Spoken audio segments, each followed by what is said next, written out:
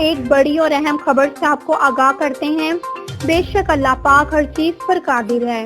2017 میں دماغی طور پر مردہ ایک برازیلی خاتون کو مشینوں کے سہارے 123 دن تک زندہ رکھا گیا تاکہ اس کے پیٹ میں موجود جڑواں بچے اس دنیا میں آ سکیں۔ حمل کے دوران 21 سالہ خاتون سٹروک دماغ تک خون کی رسائی کم یا بند ہو جانے کی وجہ سے دماغی طور پر مردہ ہو گئی، لیکن اس کے پیٹ میں موجود 2 سے 2.5 ماہ کے 2 ننھے وجود کا دل دھڑکتا رہا۔ بچوں میں زندگی کی رمق پا کر ہسپتال کے ڈاکٹرز نے تاریخی فیصلہ کیا کہ اس خاتون کو مشینوں کے سہارے زندہ رکھا جائے۔ 123 دن کے بعد یہ دونوں بچے 7 ماہ کے بعد پیدا ہوئے۔ ان کی زندگی بھی خطرے میں تھی، لیکن یہ بچے بھی اپنی ماں کی مانند فائٹر نکلے اور جی گئے۔ ان کی پیدائش کے بعد ان کی ماں کا وینٹیلیٹر بند کر دیا گیا اور اس کے اعضاء 2 مریضوں کو ڈونیٹ کر دیے گئے۔